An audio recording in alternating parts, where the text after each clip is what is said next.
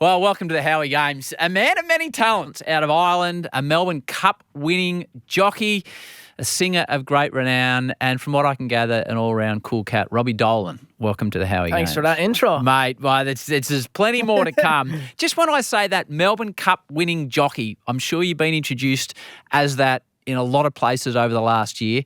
Does it still give you a bit of a tingle? It's a pretty big title to have, isn't it? Well, I'll tell you what, I've been introduced as a lot worse. Yeah, it's pretty cool. It's nice to have that on your CV, I guess. I sort of come over here 9 years ago with no expectations of anything, really, just to have a go. And tell you what, it's pretty nice to have that, beside your name. There's all that talk about the race that stops the nation, and did people say, does it change your life? Does it change your life? It definitely does. How? Not only my life. I'd probably change all my family's life as well. They're now, always, I guess, enticed with the Melbourne Cup now in a sense. But like my father, for example, like I come from a small town in Ireland, middle of nowhere, and he probably won't have to buy a pint of Guinness for the rest of his life. Oh, that's bloody good, isn't it? And that's better than anything else. I don't know if you've watched it. We'll get to it later on, the player profile, but there's a new show out on Netflix called The House of Guinness or something. It's about sort of a stylised history. Have you seen that or I haven't not? seen it yet, but it's not bad. It looks all right. Yeah, it's not looks bad. Good. It's the same blokes that made Peaky Blinders. Yeah. I don't know if you've seen that. Same sort of vibes. Yeah. Very, very, very good show. Very good show. If I watched that now, I'd just be sitting there going, geez, I'd love a Guinness. I didn't bring any Guinnesses in for you. Have. So a typical day at the moment, like how you're riding regularly at the moment, yeah? Yeah. Yeah, I'm back into it now. I'm obviously here today and then racing tomorrow in Brisbane. Thursday I have a day off. I might have a game of golf. Then Friday racing again. Then Saturday back to Melbourne, racing in Melbourne Saturday, and then back to Brisbane, racing in Brisbane Sunday. So it's pretty much like just, trying to stay busy, I guess. How do you go as far as, so what do you ride at? You don't ask athletes these days weight, but in your profession, it is a relevant question. What do you ride at? Yeah, it's like you said. You don't ask people their weight. For us, it's so normal. Well, yeah, even the ladies, you're asking the ladies their weight, which is like unfathomed. I'm not sure I'd step into that path, but it is. That's what your profession is. I rode 50 kilo last week. I had a nice winner in Sydney, in the Metrop Group 1 Metrop, and it was 50 kilos. The lowest I've ever ridden was 49.5, and that was like about 6 months ago. It doesn't happen very often. You ride that low, but. I walk around probably 52.5 kilos. If you gave up being, and I don't really want to make this a weight, but I want people to understand the discipline required. If you gave up riding horses tomorrow and just became a normal dude, what do you reckon you would weigh? I'm naturally light, so I wouldn't really watch what I eat or anything like that. I try and eat as well as I can, but I'd probably be 53.5. I'd probably have a little bit more fluid in me, I'd say. But I have it really lucky, man. I don't have to waste very often. Really? Yeah, like I have to do it for obviously big handicap races and stuff, which is. It's a privilege to do it because you're riding in such prestigious races and stuff, and that's what you want. But some of these boys and girls, and they might go a couple of days without eating too much. Like they might have a bit of sashimi, a salad, whatever. But that's not you. Not me. I'm very lucky. But I have had to do it. Like last week when I rode 50 kilos, we just come back from the Winton Melbourne Cup tour leg, and I was definitely full of fluid. Anyway, I was drinking a lot of water and everything else down there, and it was tough for me to get to the 50 kilos. And I remember thinking, geez, I don't know how these boys and girls do it every week in, week out, because mentally it was tough. So how do you do it? Well, a lot of sweating, to be honest. You obviously you have to watch what you're eating for a couple of days out. You don't want to. You wouldn't want to have a big burger and chips or a chicken parmy or whatever. You're eating a bit of sashimi and salad and stuff, and then real hot bath, and you could lose a kilo, and then so you just sit in the bath and sweat. You just sit in the bath and have a sweat, and then you wake up. You actually normally wake up, for me anyway. It's funny me talking about losing weight, and the other jockeys are probably looking at me like, I've only had to do it a handful of times, but this is the realities of it. It's not easy. And pretty much you'll wake up half a kilo lighter, and then you go again, try and lose it again, and then when you get to the races, you might be in the spa, or in Melbourne they have the sauna that you're allowed to go in for a certain allocated amount of time and stuff. So it's pretty full on. And you said it's mentally challenging. Explain that to me. I'm very lucky, but I can only imagine for the guys, they might really want to ride a horse or something, and they're looking at the weight like, will I be able to get down or not? And you won't know until the last minute. And then obviously if you can't do it, not only will you get a fine, and it's sometimes you might get suspended and stuff like that, but it's mentally, you're just like, you may have let somebody down that you couldn't do it. And again, even like the punters at home, they might see this jockey's riding it, he can't do the weight, and then they have maybe someone who might not be as good a jockey as that guy. So there's a lot of politics in it. Yeah. You talked about you just been up at Winton with the Melbourne Cup. Great experience for a bloke from the other side of the world to get the opportunity to spend some time in these small Australian places with the Cup. When you take the Cup around, what type of impact does it have on people? Obviously more when you're holding it because you've won it, but like we hear these stories of the magic of the Cup. Do you see that out? Oh, you see it. Do you? Firsthand. Tell me about it. Like Winton is roughly 16 hours plus drive from Brisbane, inland. And it's the definition of the middle of nowhere. But like, you go in there and you take out the Melbourne Cup, instantly recognised by everyone. It's such a famous trophy.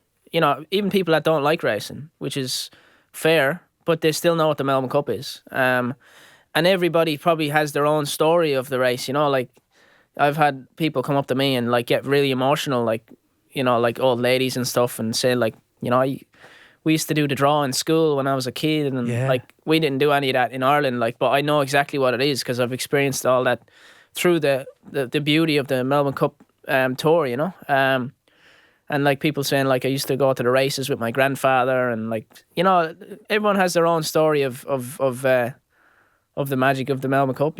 Well, I clearly remember like grade 3 or grade 4. Like it'd get to Melbourne Cup time, right? Down tools, and you bloody love the event because it was 20 minutes where you didn't have to do any schoolwork for a start, Robbie, and you'd watch this race unfold. So it's amazing as a dude from the other side of the world that you get to experience and share that joy and magic with so many people, I reckon. For sure. Like I never thought I'd ever get a chance to do anything got to do with the Melbourne Cup.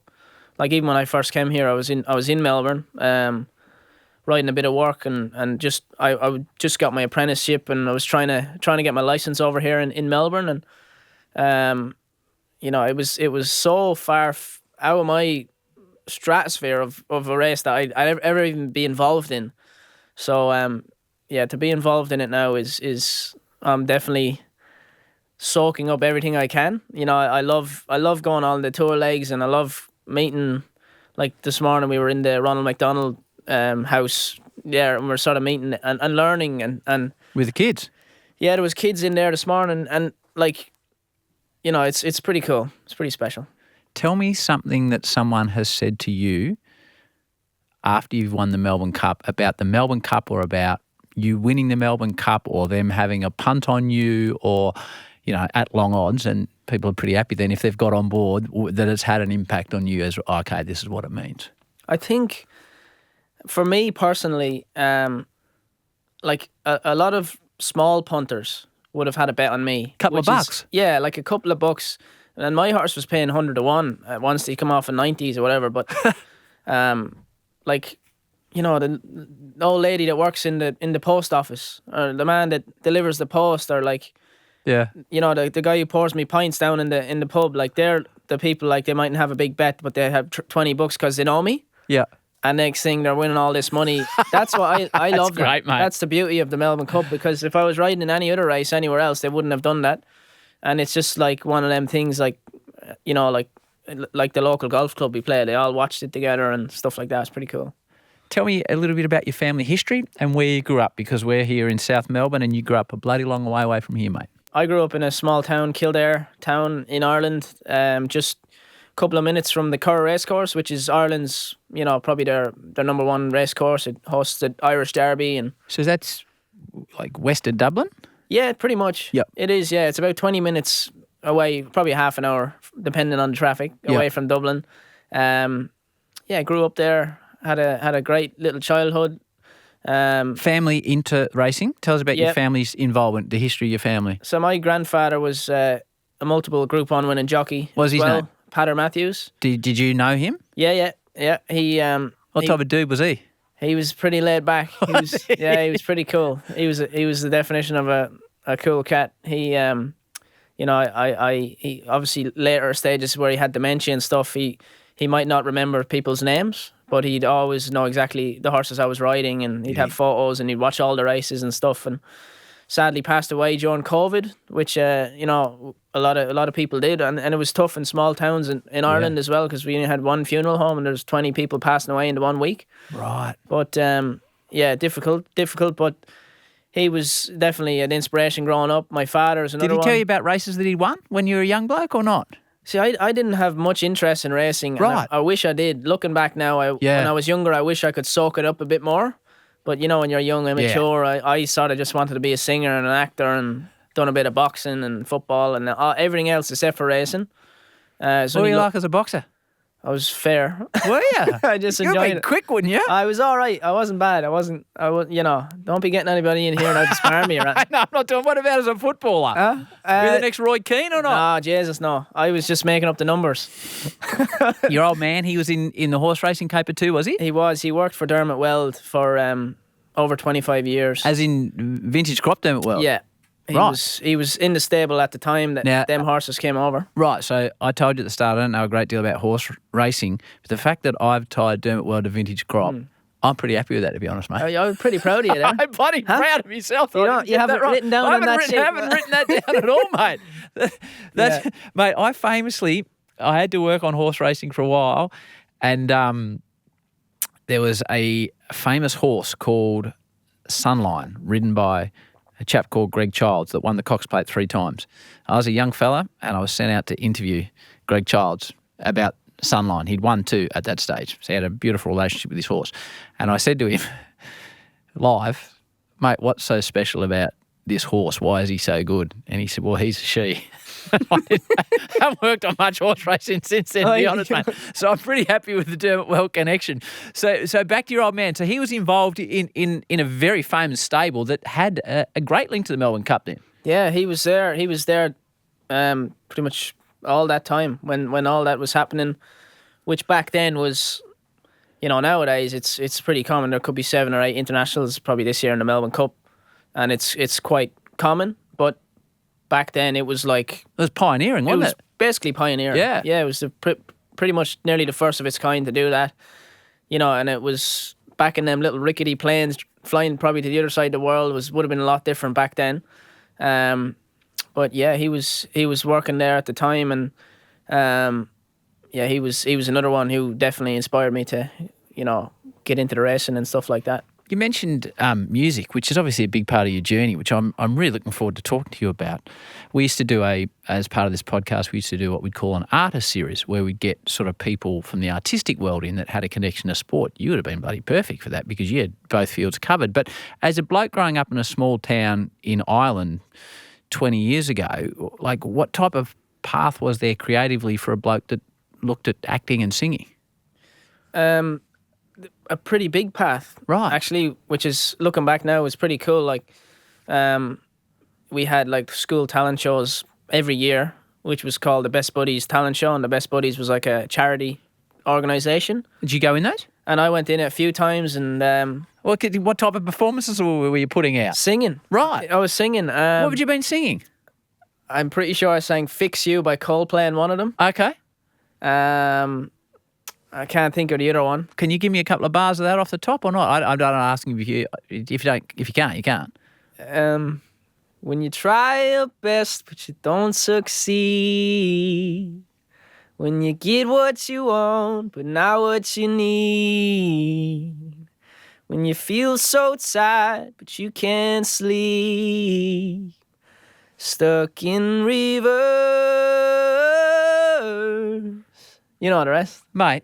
So I have tremendous admiration for people that can do things like that creatively.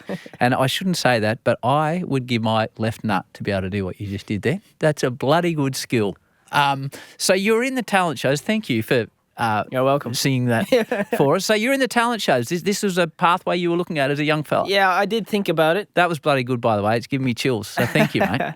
That's probably the first time I've sang that song since then. Right, it was bloody good. But yeah, I did have it piqued my interest a lot, singing and stuff, and I'm a bit of a show off in a sense, so I did like the performing side and being in front of the cameras and all that, but sort of then I got to it just kind of slowly drifted out, as I got to like 10, 11, 12, 13, didn't do any of that. I got into sports, like I said, and then once I hit like 15, 16, 17, and I just started to get into the racing stuff. So how does that start? So basically, in Ireland, we have a racing academy. It's called RACE, which stands for the Racing Academy and Centre of Education. Right. And a bit of a tongue twister, but it's great initiative. It's basically a boarding school, and it's something they really need in Australia, and I wish they had one, and hopefully in the future they will. But there's 32 kids on the course. We all stay on campus from Monday to Friday and then go home on the weekend. And you get up at 5 a.m, everybody has their breakfast. Then you go to the stables. Everything's all built on campus. Is this near the Curragh or not? It's basically just on the side of the Curragh. Okay. And they teach you everything about horses, how to ride them, how to look after them, how to be a horse person, really. And then you obviously, you ride and stuff, and then you go back and you have a bit of lunch, and then you do schoolwork. So you might do English, maths, and French or whatever. I can't think of it, but so it's basically the trainee jockey course. But from the 32 people on my course, not only I'd say there's probably 2 of us left racing as jockeys, but I'd say 95% of the people on our course are still working in the racing industry. Isn't that cool? Like dentists and farriers and trainers and pretty much everything. So it's because at the moment, racing might be struggling for staff, and it's not going to get any easier because it's difficult to entice people to get up early in the morning and, harsh conditions if you don't really know the love of the animal and the love of the game. So I think it's definitely just a common, just influx of people just working in the industry every single year, just putting the numbers up every single year. So I basically went there, got the bug instantly. Within a week, I was just like, I'm pretty sure the first few days I was thinking, I don't know if this is for me, it's difficult. And then after I got the hang of a few little things, it was just like, this is where I should be. What grabbed you about it? I think the love of the horse straight away. At first I was kind of not afraid of them, but I was just a bit intimidated by them and stuff. Freaking big. Race horses are big animals. If anyone's ever been in the mounting yard at Flemington, I've been there with cameras before, and it struck me, Robbie, the first time I did, because you see a normal horse in a paddock, you don't understand what these thoroughbreds, the size and the power of them do. I think they're big beasts. Well, if there was a horse in this room right now, it would be absolute mayhem. Yeah. That's the way I like to explain it to people. I think you're right. If you had a little dog in this room, it would be mayhem. So you can only imagine the power and the strength of a horse. And they're very unpredictable as well. They're like children, Some of them like stuff, some of them don't like stuff. And so you love the horses, though. That's what got you in. I got the bug of the horse more than anything. It's weird. You get a connection with an animal, like a dog or whatever. And I was like that with horses. I just got the bug for them and really enjoyed being around them and figuring them out. I loved learning and figuring stuff out. This horse, it might be a bit difficult. How are we going to figure him out? So that's what really attracted me to it. So what was your first ever horse race you went in? I presume you do barrier and trials and stuff, but what's your first horse race? Yeah, so there's actually no barrier trials in Ireland. Is there not? I think they're just slowly starting to introduce them now. But so you just jump on, off you go. Well, pretty much it was from the time I first went to that racing school to the time I had my first race ride was probably 3 years. What's your memory of your first ride? What was the race and what's your memory of it? It was a 6 furlong race at Navan Racecourse. The horse's name was Lady Ranger. Right. And it was just a straight race. Yep. At Navan. Just straight down, just down the straight. And it was full field. I'd love to get the video of it, actually. I don't even know where I'd find it. But, right. I just got beat. I ran second, photo finish. Right. Looking back now, it should have won. I didn't know what I was doing. I had no idea what was happening. I don't even think I whipped it because I had no balance. I was probably Just going to fall hanging on. off. Yeah, pretty much. Because it's freaking difficult. Is it? Well, it is. It's a lot of balance and technique, and you have not only are you trying to figure out your own horse, you're trying to figure out everyone else around you. The jockeys, what are they thinking? What's the horses doing? Where they're going to be? Like, there's so much going on. I'm pretty sure my first 20 rides, I just didn't know what the hell was going on. I was just going with the flow, What was your first winner?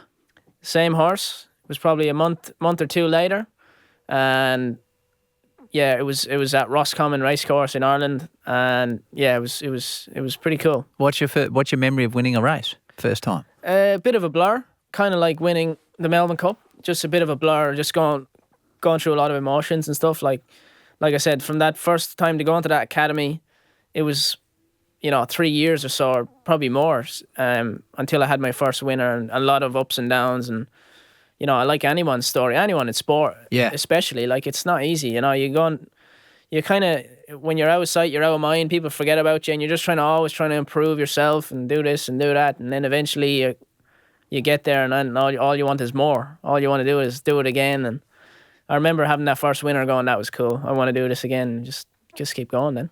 And how difficult is the life of a young jockey trying to find their way in Ireland at this stage with, getting rides and doing track work and getting on decent horses? Like, how does it work? It's a pretty cutthroat industry. Like, there's a massive history and tradition of horse racing in your part of the world. Yeah. It's difficult. I know for me, for example, I was never going to make it in Ireland because I just wasn't good enough. You're not a good enough jockey? No, I wasn't good enough. I needed to strengthen up. I needed confidence. I needed a lot of things, and So I think you recognise that?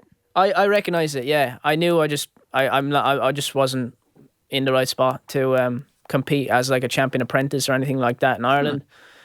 And I needed a bit more experience and a bit of confidence and stuff. And I had probably 5 winners before I left, and I probably had about 100 rides. And I was starting to figure it out. I was getting the hang of it now. I was starting to get confident and everything like that. But I just felt like moving away was the right move. So you decided to move to Australia. How old were you? 20. Did you go with anyone or by yourself? No, by myself. So, well, it's a pretty big move. Yeah.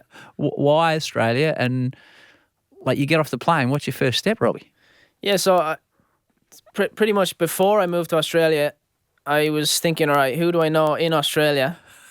Yeah. And then the list was pretty small. It wasn't a long list. I knew John Sadler, Oh, yeah? but and Tom Sadler. I knew Tom Sadler because he came to Ireland and he'd done a bit of work there. And he was the only Australian person I'd ever met in my life, probably. And I remember, I'm pretty sure I had a jockey coach, Warren O'Connor, at the time. He reached out to Tom, and Tom reached out to his father, obviously, and set it all up. And didn't know where I was staying, didn't know what was going on. I just knew I'm going to Australia, and that was it. And yeah, flew to Melbourne, got off the plane probably just say Friday night, had a Saturday, Sunday off, and into work Monday morning. And yeah, I loved it straight away. Did you? I just loved the I don't know, it was like everyone was so close together because you're training on the racetrack. It was at Caulfield at the time. And it was just like, this is cool. I really enjoy the atmosphere here. Everyone said good morning. Like, I don't know, I just really enjoyed the atmosphere.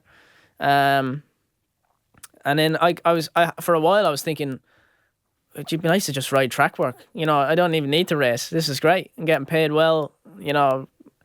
Because I grew up, obviously, when I was working in Ireland, I was doing everything. I was the one making the feeds. I was the one doing the boxes, riding 10 lots and all this and everything. But when I came over here, it's like they had people employed to do everything else. All I was doing was riding, and I was like, this is easy. I love doing this. You're riding horses? Yeah, I was just riding horses, and that was it. What time, so at that stage, what time's your alarm going off in the morning? Because that's another part of horse racing. You got to get up early. What time's your alarm go off? Well, probably 3:30 or 3:45 sometimes. It's not an easy life no professional athlete is, but just an alarm at 3:30 in the morning. It's a pretty tough existence, I guess. But I guess if you love it, you love it. Yeah, it's tough. It's not easy, but you get into a routine. Like at the moment now, since I'm living in Brisbane, I haven't been riding a lot of work, but I've done all that for many, many years now. So I've definitely taken a step back for my family in a sense. But yeah, it's not easy, and that's rain, hail or shine. You know what I mean? It could be. You could hear the rain hitting the window in the morning, and you're just like, oh no, gotta go in here and ride horses in the rain, which is never nice. But again, it's all for the love of the animal. Nobody's going in there thinking, I can't wait to pick up this load of shit on the ground. Nobody's saying that. No, I don't. Everyone's going in there because they love the horses, and that's it. That's why they're in there, What about the danger component of your job? I've been privileged, Robbie, to work on all sorts of sports, and the two sports that has really struck me as being dangerous and you need all sorts of courage is being a jockey or a MotoGP rider. Like when those guys come off, they come off hard and they can get hit by what's coming from behind, which is the same as you. Have you fallen off horses in a race before or not? Yeah. Okay. Describe that to me, and like you're a young father now as well. Tell me when you've fallen off a horse in a race and what happens. Yeah, I fell off last year, actually. Last June, I fell off in a race and the horse beside me sort of ran out, spooked at something, ran away, and my horse clipped the heel. It was at Eagle Farm. Okay. And my horse clipped its heel. And does it happen in a blink? Yeah, pretty much straight away. And I remember just thinking, oh, that's probably the noise I made when I hit the ground. Initially, I thought I was winded. My horse was completely fine. Was the field still coming? I was like 3/4 of the way back on the outside, so nobody hit me or anything. But I was really like, when you get winded as a kid and you just can't breathe? Yeah. That's why I was winded. I was like, oh, I think I broke my ribs.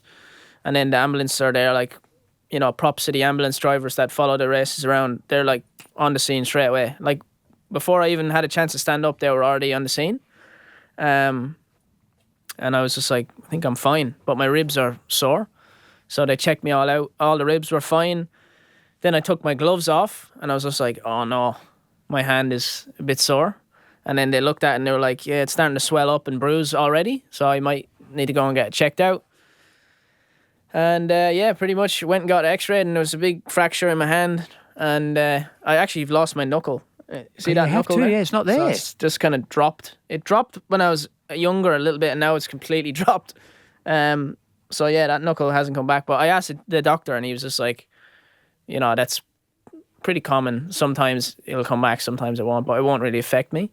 But yeah, it's basically to answer your question, it's not very nice when you have a fall. Well, it's a dangerous, and I should know the name of this, but I'm pretty sure it's, because I followed this story I've been reading about in the media, a young fella, and I reckon it's Brett Preble's son. Yeah, young Tom. Tom. So this is a young man making his way. You know the story better than I do. He came off the horse. He's got all sorts of issues at the moment, whether he regains movement in his body. Like that's part of the existence of the world you operate in. Yeah, it's tough. It is tough, and he was like only just starting his... Shout out to Tom as well. Pretty much just starting his career and life in a sense and cut short, like obviously he's obviously still in great spirits and he's going to be... Seems incredibly positive when I read about what he's doing. Yeah, and he's got a great family behind him. His father's a gentleman. His a lot of friends behind him and stuff. So, but is this part of? Do you jockeys just put that out of your mind? Yeah, you have to. Okay. Yeah, I think you have to. It's just one of them things. It's a tough industry. It's not for the faint-hearted, I guess. But there's so many good days. But the bad days sometimes outweigh the good days, and it's not easy. But it's like when something bad does happen, the whole industry will get behind you, and they'll look after you, and they'll support you, and that's pretty cool. Because young Tom was there, obviously in a bad way, but all over everything on social media was all about him and his family, and everyone wants to see how he is, and so I think that's very important. My word. So you're happy just riding track work, but obviously you get a start. What's your first race in Australia? Yeah, so I couldn't get my license in Melbourne. There was a bit of a waiting list on the apprentice program, so I ended up moving to Sydney. So you need a license to ride in a race. Yeah, full on license. You need to do barrier trials a certain amount, and you have to be ticked off. It's a whole process. It's like getting your car license. Really, they wouldn't just give it to some random guy, I guess. Especially some little muppet from Ireland that came over. I want my license. Who are you? From the middle of nowhere.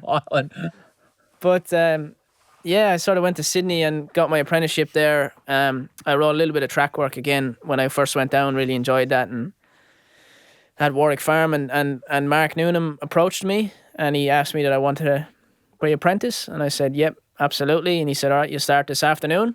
I went in and away I went, and had this horse called Victory Anthem, and he come down from Melbourne, and he was not much good, and he was about as thin as that table. He wasn't flashy to look at or anything like that. And we got him up and fit, and we slapped a set of blinkers on him, and I jumped him out with a set of blinkers and a tongue tie, and he went good. And then it would have been my first ever barrier trial in Australia. I was riding him, and Mark said to me, like, I didn't know what barrier trial was. Never heard of it before in my life. I thought it was a race. Mark kind of... So explain to people what barrier trials is that don't follow the sport. Yeah, because they're probably thinking the same as I would. They are, mate. So basically a barrier trial is more for horses' fitness. There's no prize money. You know, it might be, just kind of like you go out for a run and just sort of gets them out and gets the revs up. And against other horses. Yeah, against other horses. It's like race day experience, but it's kind of, it lets the punters and everybody see the horses as well. But it also brings them on fitness-wise for when you get to the races, so they're not underdone. Because nobody likes getting a stitch out for a run. So what does he say to you? Well, he just explained it kind of like that, but he kind of just said, it's kind of like a race, but no prize money. Just go out and lead on him, let him ball along, because we didn't know how much good this horse was, so we wanted to see him do something. He said, give him a little shake up, let him find the line. So I done that, jumped out, led on him, kicked along, gave him a little whack with the whip. Away we went. I turned around at the 50-meter mark, and I was about 200 meters in front of everybody else. Right.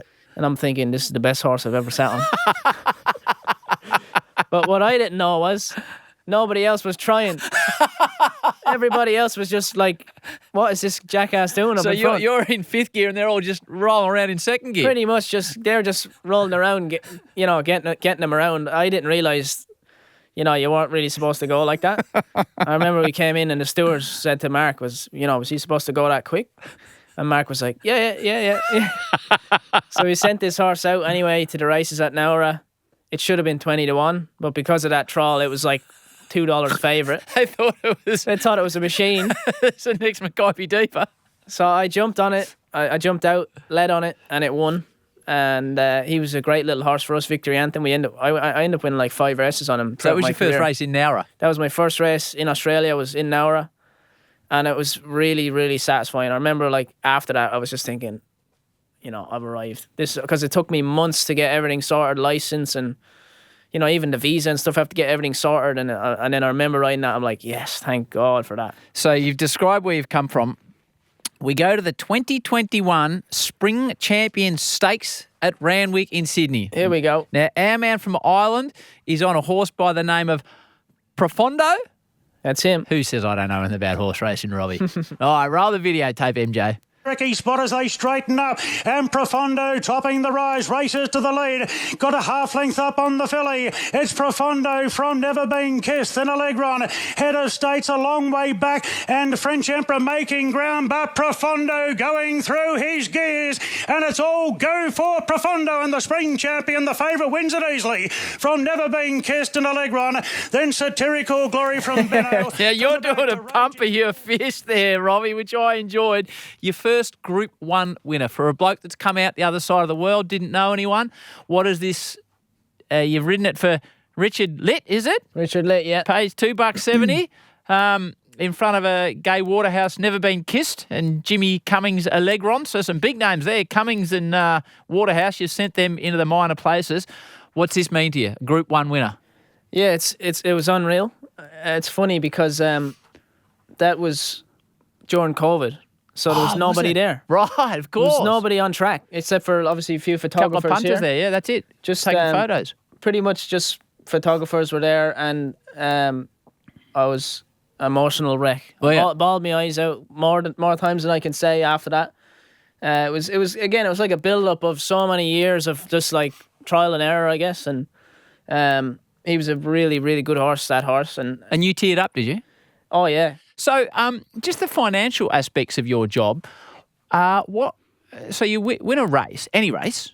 What percentage do you get? Do you get do you just get a fee or part of the prize money? How's it work? Yeah, so jockeys will get a riding fee for every race they ride in. So like, And is that the same no matter the standard yeah, of the race? no matter the standard of the race. It could be a race in the middle of nowhere, or it could be Melbourne Cup. It's the same riding fee. So what's the current riding fee It's for a about jockey? 270 maybe, or just a bit less. And Okay, then $270 to jump on. I think about 10% of that will go to your manager. Okay. And then another percentage obviously will go to tax and stuff like that. So a little bit comes out. And then you get a 5% fee of the winning prize money. So what's it like a Group 1 race like that? What does that pay? Ish. Probably $1 million. Maybe the winner will get like 700,000, something like that. Or probably less. No, maybe 600,000. So 600,000 30, so you get 15 grand out of that. Yeah, you get 5% of whatever the winning prize money is. So, all the races are different. So the money is good, but again, it's very, very hard to win them races. Yeah, of course it's it is. not easy. Like some jockeys will never even get a chance to race in them. So I'm pretty lucky to say I've won 4 of them now, thankfully. But again, I've had like 4,000 rides, and I've had 4 Group 1 winners. So that's how hard it is So to. you've ridden in 4,000 races. I think so. Yeah. Okay. All right. Well, just hold the horse racing for a moment. Let's go back to the creative side. Obviously, it's not obvious that you end up on The Voice, right? What year's that? That was 2022. Okay, so that's after Profondo. So we've got our timeline right. Yeah. Like, are you just sitting at home one day and think, right, I'll send in an entry here? Go into detail. How do you end up on The Voice? How's it work? So now we're doing a Howie Games Artist Series. We'll just hold your Melbourne Cup for a bit. How does this work? So I've got a weird story, man. Well, tell me the story. It's like I'm pretty sure we were at a Christmas party. Yeah. Mark Noonan's Christmas party. Right. Some of them probably knew I could sing or whatnot. Right. Over the years, and I ended up getting up and singing. Probably had about 10 Coronas in me. And then somebody filmed it or whatever, and then there was this like racing TV show called Beyond the Barriers. Yeah. And I just won Champion Apprentice, and me and Mark went on the show, my boss. Yep. And we were just speaking, and they pretty much stitched me up. At the very end of the show, he said, "Now, Robbie, you can sing a bit." And this was before anyone knew I could sing, except for like friends. And I was just like, "Oh God, here we go." And he's like, "Desperado" by the Eagles. That was the song I sang at the Christmas party. So he played the instrumental, and I sang it, and then the video kind of half went viral. Well, It's just give me a online. couple of bars just so people can ascertain the song. Desperado, why don't you come to your senses? You've been out riding fences for so long now. Oh, you're a hard one, and I know that you've got your reasons. These things that keep pleasing you can hurt you somehow. You know that one? You're a bloody star, mate. You are a talented... You put me on the spot here. Oh, well, you've done it twice, and you're a talented little bastard out of Ireland is what we would stop. call you in this part of the world. So they put it out and it goes viral. Pretty much, yeah. Right. It went all over the place. And And you understand that bastard here is an appreciative, affectionate term. oh, don't worry, I'm Irish. Of course you are. Right. So it goes viral. Yeah, and then I think somebody sent it to The Voice, Channel 7, and they emailed me one day. Oh, so they got in touch with you? Yeah, they emailed me. Okay, so this email pops up in your inbox. I just thought Dolan@hotmail.com. What's it say? I just thought it was a piss take, really. Yeah, it was basically like, is this you? And it was like the video of me singing on the show. And if it is, would you be interested in going on The Voice? And at the time, I was thinking, yeah, why not? That'd be great. Let's do it. So, pretty much, I just emailed them back and was just like, yeah, cool. What do I do? And then they emailed me back a few days later and said, can you send us a video of you singing again? And I sent them it back. A week later, I get another email. Okay, that's great. Would you be able to go on a Zoom call? I was like, yeah, went on a Zoom call. Who's on the Zoom call? Just like producers, whatever. What are they asking you? The Just same chatting. type of stuff I'm asking you? Or? Pretty much. They're kind of looking for a story, I guess, maybe. Right. You know, like everybody has a story on the show. Yeah, backstory. And then I told them I was a jockey and everything. And they were like, well, this is a weird story, definitely. And, you know, then they said the next step was like go into the studio in Sydney and see them. So I went into the studio, sang in front of them. And then pretty much just like 10 steps before, you know, I was even considered to be on the show. And then they were like, yeah, they emailed me back and said, you're going to be on the show. And I was just like, awesome. This is cool. You know, I love singing. I'll do it. No worries. Have a crack. So how does it work? Well, I'm going to play you some of it in a moment, but how does it work? You just roll up there and off you go? What happens? I wish it was. It was long days. Harder than being a jockey. Oh, stop. Yeah, it was like, you know, they say the show business, it's hurry up and then wait here. Yeah. You know, they're like, yeah, go on, I get go on. that, And then mate. you wait there for 2 hours. I get that. That's what it was like. So this is the audition, yeah? The audition, yeah. So basically, you know, you go in at 6 a.m. I don't think I sang till like, you know, 4 p.m. or something. But we were just like getting the makeup and getting all the photos and you know, the back shots and everything. And I just loved it. I was like, this is so cool seeing this. Because again, I'd worked in racing then since I was 16, 17. So I didn't know anything about any other industry except for racing now. So I was just like, it was cool to see a side of a different industry that I knew nothing about. And I was just there for singing. You know, I didn't want to be a singer. I didn't want to go far. And I just was like, this is cool. I get Just to taking sing. on the Like, experience. yeah, I was just enjoying it, soaking it up. And then like meeting all the other artists and everything like that. And you know, like getting everyone's stories. Like, you know, some people doing it since they were 5 years old and everything like that. Did you get nervous before you rolled out on stage? Didn't get nervous at all. Did you not? So who are the judges? So we'll see them in a minute, but we probably won't hear from them all. So who are the judges here? Rita Ora, Right. Keith Urban, Guy Sebastian, Right. and Jess Mowboy. So some pretty big stars. Yeah. So our man Robbie walks out. He's got a pair of sneakers, jeans, a t-shirt, A little and paddy cap on. A little paddy cap. Keith doesn't press it, so I don't know what bloody Keith's doing. But the other three pressed it within 5 seconds. What's that moment like when they hit it and turn around? Can't even remember. Really not. You just I actually forgot what the show was even about. I knew what it was about, but when I was singing, I was just singing. I was like, I forgot they'd even had to turn around. You know, it was such a unreal experience because like the audience was full of people. You know, it was a big crowd, and it was pretty cool. And then so you chose Rita. I went with Rita. Yeah, So like just a global icon, yeah. and you progressed a fair way through the show. So what's the experience like as you're doing it? And then what's the experience like when it's going to air on TV and all of a sudden people start recognising you on the street? Yeah, it's funny. Like, some people still recognise me for that. Of course they do. For The Voice. It's like, Did you I say- used to watch you on The Voice. I'm like, So that's mad. I've won a Melbourne Cup, mate. Yeah. Some people are just like, what's, you know, like they know me for The Voice and then other people just know me for the Melbourne Cup. I'm just like, what's Yeah. going on? It's bizarre. But basically, you know, when I first went on, you know, just to keep the numbers correct for each team, Yeah. they said, yeah, if someone was to turn, who would you pick? And I said, Guy. I picked Guy Sebastian. Who's been on this show? What a legend he is. Yeah, I was just like, yeah, he, you know, I love his music and stuff like that. And then when they pitched, you know, to join my team, I just felt Rita pitched better. So I just went, I picked Rita. So I don't know if the producers were angry at me or something, but I was just like, yeah, just pick her. Last minute, I changed my pick.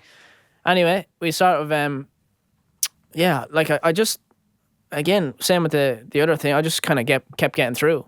Are you next pinching round. yourself what's happening and who you're working with and the experience you're having? No, I did appreciate it a lot because I definitely could see from other artists that were there on the show how much it meant to them.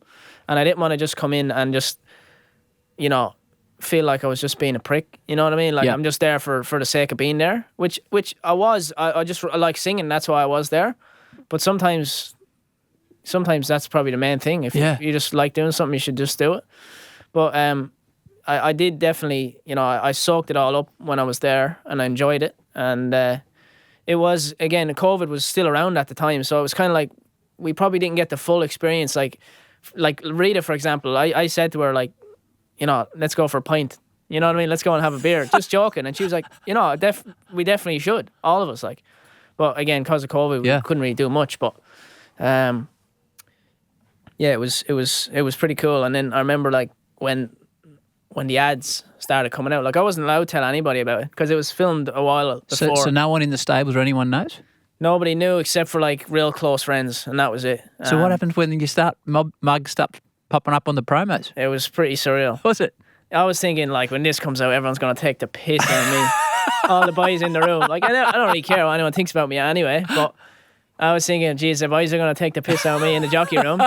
But you know what? The whole room and the whole racing industry, like we mentioned earlier with Tom, they just got behind me. Isn't that great? It was mad. It was like one of their own is doing something completely out of the box that nobody had seen before. So it was like all the jockeys in the room were like, man, that was unreal. I was like, well, thanks. That's so cool, mate. So it was cool. Like it's a big family sort of thing, you know? It was cool. So your two worlds intersect. Describe the way. So you end up riding in the Melbourne Cup on a horse trained by a lady from New Zealand called Sheila Laxon, who'd previously won the Melbourne Cup. There you go. There's another little racing tip. No, I haven't. No, I was. I wouldn't mind. You're on the ball. I worked on the Melbourne Cup when Sheila won it. That's the only reason I know that. How do you cross paths with Sheila Laxon? This is a story that has been told and I read about, but a lot of people won't be aware. It's just another remarkable part of your story. Yeah, it's a good story, and it feels fake, but it's actually 100% real. It's so basically, obviously, after The Voice, I got the bug for the singing. I really enjoyed it, and you know, I had a little band that we were doing just doing little corporate gigs and stuff. Yeah. And I was sort of juggling that with the racing. And we got the offer to go on the P&O Melbourne Cup cruise with the boys. Me and the band were like, yeah, let's do it. Yeah, it was like me and two other boys. So you're the entertainment on the cruise? Pretty much. We only sang like a couple of shows, like an hour set, and it was packed as well. People were really. Where's the cruise going from? So the cruise, right? It's the Melbourne Cup cruise. There's two different cruise ships. One of them goes from Brisbane to Melbourne. Yeah. Same thing. And then the other one's Sydney to Melbourne. So it's basically everybody gets on. They're all just like mad punters and people that love racing. Oh, is this leading into the Melbourne Cup? It's a Melbourne Cup branded cruise. So everybody gets on the ship, goes to Melbourne, gets off the ship, goes to the Melbourne Cup, gets on the piss, has a bet. You know, it's brilliant. Then everybody gets back on the ship after the cup and sails back home. Right. So basically... so does your boat go from Brisbane or Sydney? Sydney. I was in Sydney at the time. Okay. And I actually... I think I done both of the ships. I done the Sydney to Melbourne, and then I swapped ships and I went on the other ship back, and then I flew back to Sydney. So pretty much, long story short, I done a Q&A on the ship, and I sang a set. And Sheila Laxon, who obviously won the Melbourne Cup early 2000s, was also on the ship with her Melbourne Cup trophies. And... you know, kind of like anyone, when they see a Melbourne Cup, they want to get a photo with it. So I went up and got a photo with the Melbourne Cup. and you know, I said to her, if you ever have a Melbourne Cup runner again, I'd love to ride it. She didn't know who I was, probably, because I was just, you know. But, yeah, fast forward a couple of years, I moved to Brisbane, started riding a bit. For Sheila, we had a bit of early success together, just like, you know, throughout. Did you tell her that? Did she remember meeting you or not? Oh yeah, right. Yeah. No, I still have the photo somewhere on my phone. Yeah. And yeah, pretty much. We end up just getting on Knight's Choice throughout one of his preps. Stuck with him all the way through. What did you think of the horse when you first rode it?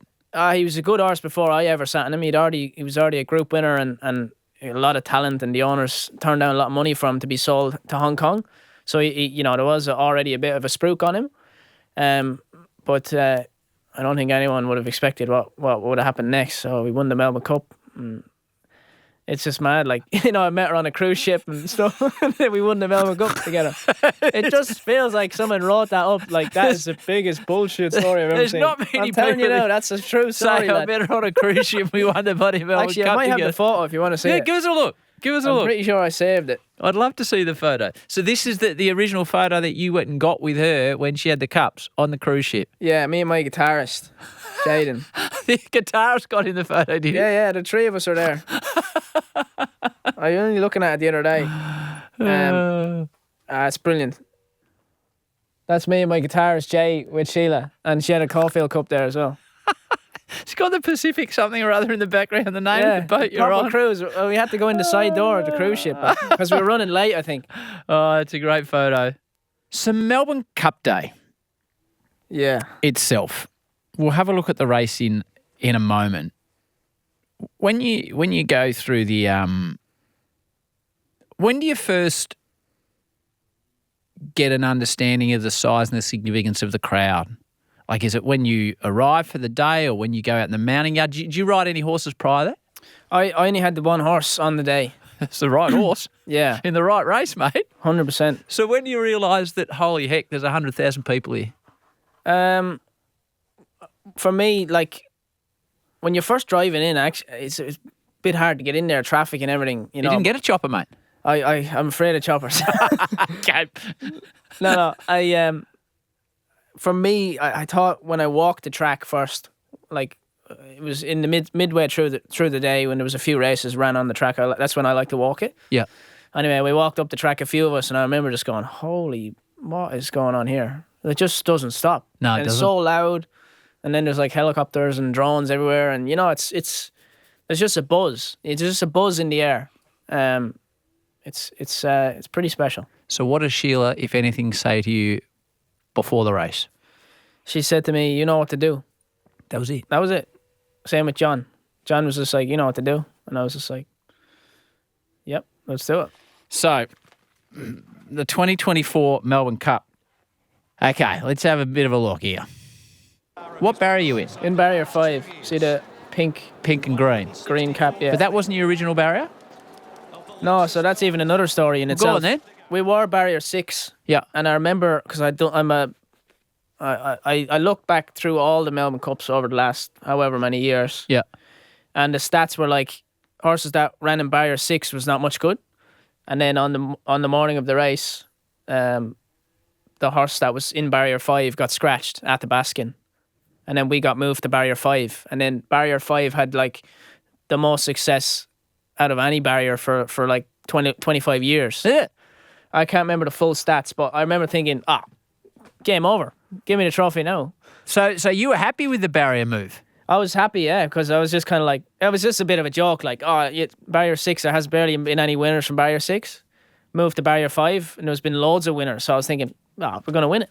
Right, so let's roll. Let's have a bit of a look. We're going to watch the whole race here together, Robbie. And they're racing. Trusting you towards the inside. Broke away well with Akita Sushi. Just fine, sharp and smart. And from the deep also Land Legend is showing some speed and intent. They come across towards the inside. Very wide is Circle of Fire, using plenty of the track in the early stages.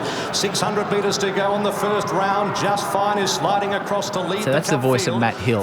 He's I call the football with him on a Thursday night. He's unreal. He's a bloody good race caller. So the opening first 300 metres of a Melbourne Cup, what are you trying to do at this point? Well, you're trying to get your position anyway, and also you're trying to get your horse to relax, get in a rhythm and stuff. How do you get your horse to relax? Well, for me, my horse is not very keen in the run. He's always pretty casual. Sometimes he gets a bit keen when they steady up, but I always knew that this was going to be a fast run race. Yep. There was lots of signs of horses that were going to roll forward, and you know, as you can see, and you'll even see further on, they go pretty quick. So when they're going quick, horses are not going to be pulling with you because they're just going a little bit quicker, and they're in more of a flow state. So to be honest, you're just trying to get a map of what's going on around you. It's similar to any other race, you know. Yep. You don't complicate it. You're just trying to keep it as simple as possible. Give your horse a bit of room. Just get him to relax. And yeah, just kind of, and you definitely have to just see what's in front of you too. Like, what horses are you going to follow? Like, you don't want to be following a bad horse. Yeah. You know, because you can definitely lose a race pretty quick if you're following the wrong person. Okay, let's roll on. I'll continue to watch it. Sushi next on the inside. Circle of Fire progresses around them deeper, and then Fancy Man, Sharp and Smart, and Zardozi tucked away on the rails. Out deeper is Valiant King around Interpretation. Then came Manzoist the Fence from Kovalika, Trusting You, Knight's Choice, Vauban 3 wide, the map around at 4 deep. Warp Speed next the fence, and then came One Smooth Operator, St George Positivity, Buckaroo, second last Absurd, and Sea King from barrier 1 has got gone back to last. So, yeah, a lap to go, as you heard Hilly say. I did a quick count. I reckon you're about 16th in the race at this stage. Is there any... Because when you're really close, if you're at a country meeting, like you hear the jockeys and they can be yelling and talking to each other and stuff, which we didn't experience. Does any of that go on at this top level stuff? Yeah, for sure. Yeah, there's lots of chatting going on in the race. Like, what are you chatting about? Well, Like just to get out of your way? Watch out for dinner last. But do you just like get out of my way, cock, or what are you going Not with? all the time. Sometimes you just might be, like for example, just before that. Yep. William Buick was outside me. He said to me, "Go to the fence," basically insisting that I go to the fence, but I didn't want to be on the fence. So he was pushing you that way because he wasn't pushing, but he just kind of was trying wanted to you to dictate go that me way. with his voice. to suit what he was trying to Pretty achieve. much, he probably wanted the position I was in. Okay. He was out a bit wide, but I knew there was a horse back inside me, and if I just waited a few strides, then that horse would improve, and then I would never be able to go to the fence anyway. So I just sort of waited. But stuff like that, but like sometimes somebody might cut you off or something. You might just tell them to get stuffed. You know what I mean? With a few more. How important is like sort of spatial awareness when it's all going on around you? Yeah, jockeys are very spatially aware. You'd They have know to be, everything. wouldn't you? Well, I do. Well, not saying I'm a good jockey, right? But Yep. I think anyone that's a half decent jockey should definitely know what goes on around them. You just gotta know. You gotta do your form as well. Like I think if you prepare very well, like you kind of know all the horses around you. Like this horse, for example, might not stay the trip. You don't want to be following Yep. it at the arse end of the race. It's like the Melbourne Cup, the biggest race of your life. How much time would you have spent studying the form? Probably a few days leading into it. Okay. Not like, you don't want to be looking at too much because you don't want to overcomplicate it as well. So do you just look at other horses, their runs, or what do you do? You're looking at horses that you want to follow. You're looking at the chances in the race. You're looking at your own horse as well. Like, you're just trying to find something that give you a bit of confidence as well. Okay, so who were you trying to follow in the perfect world? I was trying to follow the horse in the blue, Which his name is? Zardozi, Okay, let's continue to but play I it. didn't end up getting on his back. Didn't The matter. outside, putting a little bit more speed in the race at the 2,200 metres, and now Perches outside the leader. Land Legend a length and a half away. So they're going third, pretty and quick. they get clear. They are they? They're going pretty quick there. That's Quicker than you're expecting? I knew they'd go quick, but they were really strung the field out there. Okay. Peter Sushi and Mostly Cloudy. They're 2.5 to Fancy Man Zardozi, 2 lengths Sharp and Smart. A length away is Manzois, followed by Interpretation. Then Trusting You on the inside of Valiant King as they make their way past the 1,700 metres. 2 further back in the field is Kovalika, Warp Speed, and then came the map out 3 wide, tracked by Vauban. Then Knight's Choice Positivity, a length and a quarter away. Then in the field is One Smooth Operator as they run by the 1,550. You're in a strange sort of squat position as a jockey. Does tiredness come into it? Physicality yourself, or no? That's just For me? You're just rolling through. You Yeah. shouldn't be at that stage. Okay. At that level, I think. At any stage during a race or not? Like, do your quads start to get a bit of burn going or no? Okay. If you're riding in the Melbourne Cup at that level, You should be right to go. You shouldn't be. You shouldn't be getting tired because at the end of the day, you're getting paid to do Yep, it. So okay. you got to be on the ball. So what do you? So end of the back straight here. What are you generally thinking about what you're doing and what the rest of the field are doing? How are you feeling at this I'm point? not thinking about much. No. I'm pretty much like probably 2 furlongs leading into that. Yep. Most of the jockeys in the race will just be like kind of asleep. It's like Calm everything everybody's down. just trying to conserve energy, you're just kind of trying to build up your momentum, or not momentum, like potential of the horse. You're just it just feels like, I'm pretty sure 200 meters, 300 meters leading into at least this point. Yep. I just can't even remember it. It was Right. just like silent. I just couldn't hear anything, didn't know what was going on. 1,400 metres to run, just fine in front at an even speed by a length and a quarter. Land See, not- Legend. not many and jockeys are Circle doing of much Fire. here. Akita No. Sushi next on the inside of Mostly Cloudy. A length and a half Zardozi with Every Hope on the inside of Fancy Man. A length away to Manzois, Sharp and Smart. Then Trusting You. Further back at the 1,200 metres, Interpretation. 2 lengths to Warp Speed. Then came Valiant King, who's So losing a you little bit of talked ground about past your the pre-race plan was to follow Zardozi in the blue, but you're probably 8 horses and 15 metres behind that. Yeah. So how do you redevelop a plan on the run, Robbie? Yeah, so I think I kind of phrased that wrong. To follow Zardozi, I would have had to been a little bit closer in the run. Yeah. But she was a horse that not to follow, but she was the horse I would like to aim at. Okay. She was probably the horse I thought would win the race. Right. So she was the one that I'd like to, if there's any horses up in front of me, she's the one I'd follow. Okay. In a sense. To follow in the run, because it's a Melbourne Cup and there's so many variables, you don't really fully know who you're going to follow. I actually ended up following Kovalika, I think. Yep. But I did have pretty much all the horses I wanted to be around were just sort of around me, except for her. She was a bit closer in the run. So you were comfortable where I was you happy were? the position I had, and they went quick enough, which was good because sort of when they go quick in a race, it's sort of sets up for horses at the back of the field because they've done no work and they're ready to charge late. Okay, let's press on. Back absurd. One Smooth Operator is about 20 off the lead. Then came Buckaroo about to get going from St George and Sea King. Just Fine is the leader. Coming down towards the 700 metres by a length and a half to Land Legend. 2 lengths away, Circle of Fire, Akita Sushi. Zardozi next on the inside, waited with Fancy Man under pressure. Then came Mostly So we're just coming onto the straight. The horse is obviously not asleep anymore. How do you wake a horse up, and what are you doing here at the 400-metre mark? Yeah, the horses are very clever. They know. Do they? They know they're starting to get to the business end It's now. time to go. I just give him a little shake up before that. Just shake the rein. Little, wake him up. Slap on the shoulder with the whip maybe. And it's like coming to this stage of the race, or even just before that, I had a wall of horses in front of me. As you can see, I don't really have much room to go. And I remember just thinking like, I'm going okay. If these horses just move out of the way, it'll be great. And it's like, as soon as I thought it, them couple of horses just moved out of the way. Did they? And then I proved into the position I was in now. And then same thing, I'm sort of getting up on the heels of the horse in the blue colours in front of me, and I'm thinking, if this horse just gets out of the way, that'd be brilliant. Again, same thing. It's like it was fate or something, or it was meant to be. It was meant to be. And it just moved out of the way, and my horse, in credit to him, he just quickened up again, and then as you can see, the last little bit, he just kept coming and coming and coming all the way. Let's have a look. Buckaroo sweeping up around the outside, about 6 off the lead, followed by Vauban.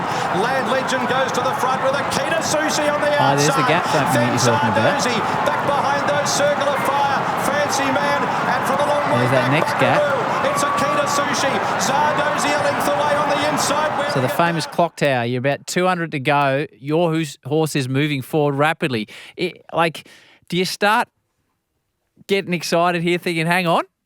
Or do you have to control that emotion? I was very much in a state of something I can't even explain. Just a state of flow. It's it's out of my control at that stage. Everything sort of leading up to that, it was like everything went right. And then at this stage, it was just like, I can't, it's like I wasn't even there. It was someone else riding in me, you know what I mean? And then I remember seeing this horse in the blue again, and that was the horse I thought would win. Yep. And I was coming at it quick, and I'm thinking, I'm gonna run a good race here. I'm gonna run into placings.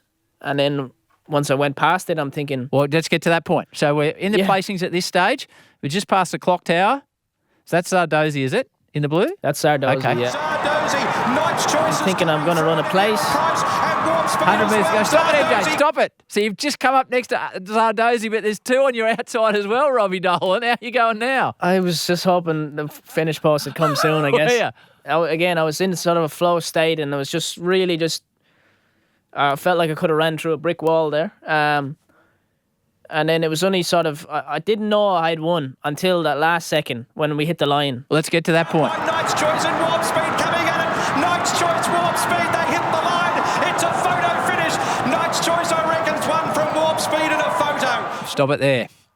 So there's a couple of things there. The great Matty Hill put his nuts on the line. Knight's Choice, I reckon, which he was right about. That would have been a long 15 seconds for him waiting for the 100%. photo. Do you know or not? Or you've got a long 15 seconds waiting as well? So I knew I won. I just knew it. I don't know why, I just knew it. And then I just couldn't believe if I'd won or not. And as you can see here, that jockey, he's a Japanese jockey, Akira. Yeah. He said to me, did I win? Like, referring to himself. Like, did I win? Thinking he might have got Thinking up. he got up. Did that shatter your confidence a bit? And I was just like, oh, geez, I hope not.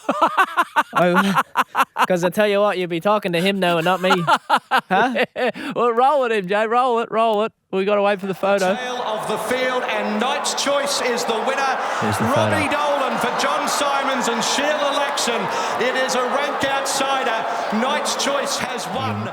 So when is it confirmed in your mind? So Billy Billy taught Billy me. Slater, isn't it? Yeah, Billy taught me. Did he? Yeah, he was the first person to What tell did he me. say? You won the Melbourne Cup? What did he say? What did he say? What did he go with? You'll see me put my hands on my face, but Yeah. I said to him, did I get it? And he was just like, yeah, mate, you won it. And I was just like, oh my God, can't believe it. So what happens from this point?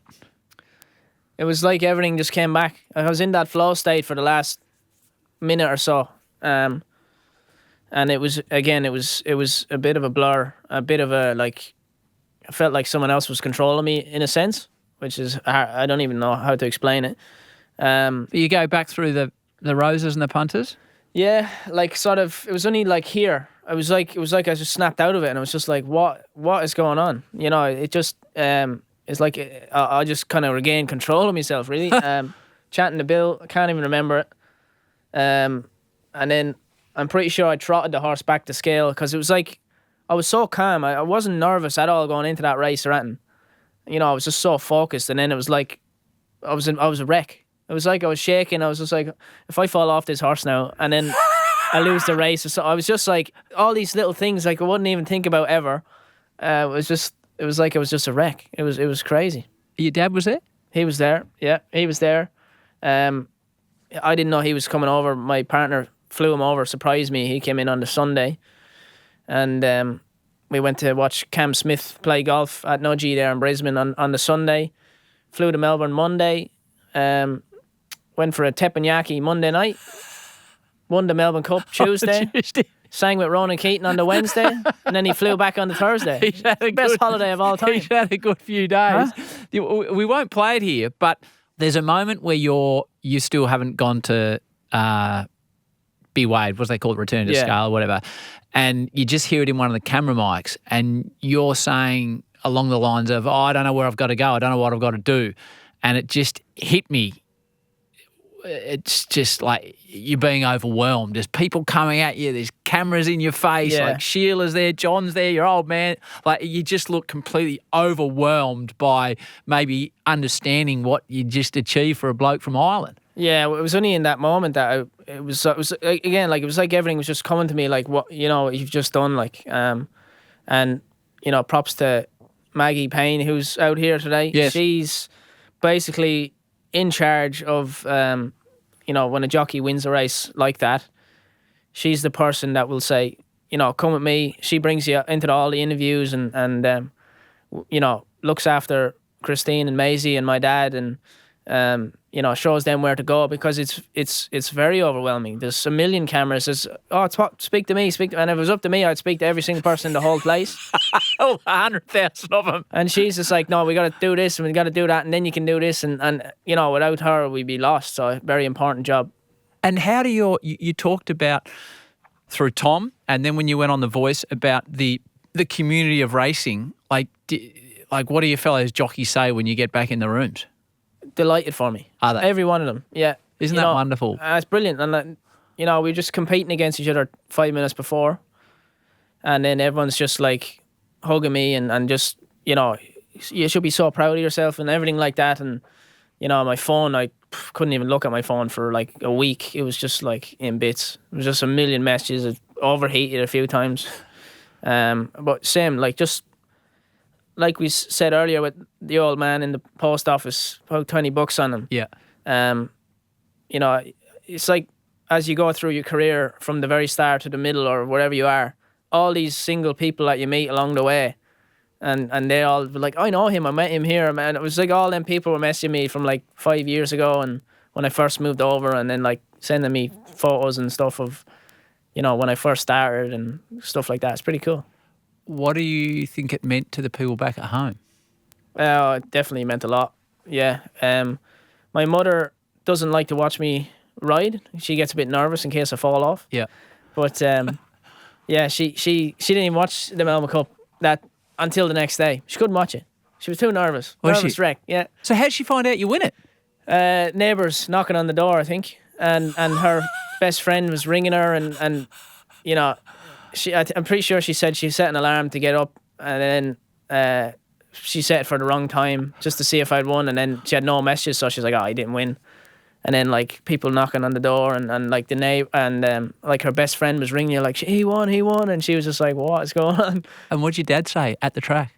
Oh, sure, he was probably more emotional than I was. Was he? I cried loads that day. Like, Did you? I like it took me a while to even have a beer after because I was just very emotional. And Sam, he was just like, it was pretty special. You mentioned Ronan Keating. What happened there? Yeah, so This is your two worlds colliding, the artistic and the pretty much, the horse yeah. racing. It was like a full circle thing, wasn't it? Yeah. He came up to me, Annabelle Neesham actually brought him up and said, you know, Ronan Keating wants to meet you. And I remember like, oh, what the hell, man? Ronan Keating, you're a legend. And he said, oh, my best mate's name at home is called Barry Knight. And obviously Knight's Choice, so they all had a big bet on it. So then he wanted to meet me. And then I can't remember, I'm pretty sure Maggie just said to me, oh, would you be interested in singing with Ronan tomorrow? And I was just like, absolutely. Sing with anyone tomorrow. Singing for the rest of my life after that. But yeah, and then it just happened that we went in and ended up singing with Ronan. It was unreal. And when do you have to get back on a horse and race again? I raced on the Thursday. So you won the Cup on a Tuesday. Yeah. What were you in on the Thursday? So it's another full circle thing. The horse that I won on Thursday, I had a winner on the Thursday at Ipswich. Was a You've horse. gone from Flemington to Ipswich?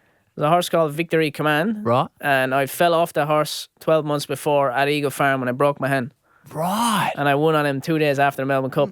And the man from TAB said to me a few weeks later, he said, it was in the last race at Ipswich 2 days after the Cup. And he said, that horse probably had more money on it than any horse at Ipswich ever. Because it was just like, oh, Robbie Dolan, Melbourne Cup jockey. And they just like bet it. Was it hard to go back 2 days later? Like, I hope your career does reach more high points than that, Robbie, but it's the highest point you can achieve in Australian racing, Southern Hemisphere racing, equal world racing alongside, you know, probably Ascot or the Arc or something like that. Like, how's it going jumping on a horse back at Ipswich? I know that's your job, but it was a terrible idea. I was so sick. I was I wasn't like hungover sick. I was just overwhelmed sickness. Like, of course you were. And it was like, you know, obviously we flew back the Wednesday night. I went to the races on the Thursday. I brought the cup with me. I brought my Melbourne Cup with me, and it was really good. Like, loads of people from Ipswich came up and was like, "This is the first time I don't think I've ever seen a Melbourne Cup in Ipswich ever." Wow! And they were like really appreciative that I brought it there. And I stuck to my guns, and I told the trainers I was going to be there to ride them, so I went and rode them. But I was so sick. I think the heat, it was like 40 degrees. I was so hot, and the next day I was just like, I just need a day away. So I think a few of the boys, we went and played golf, and I think I made it about 5 holes, and I got sick, and I said, I need to go home. I'm done. So we go to the modern to today, and by the time this comes out, it may be dated because the horse racing changes so quickly. Do you think you're going to ride in this year's Melbourne Cup? Hopefully.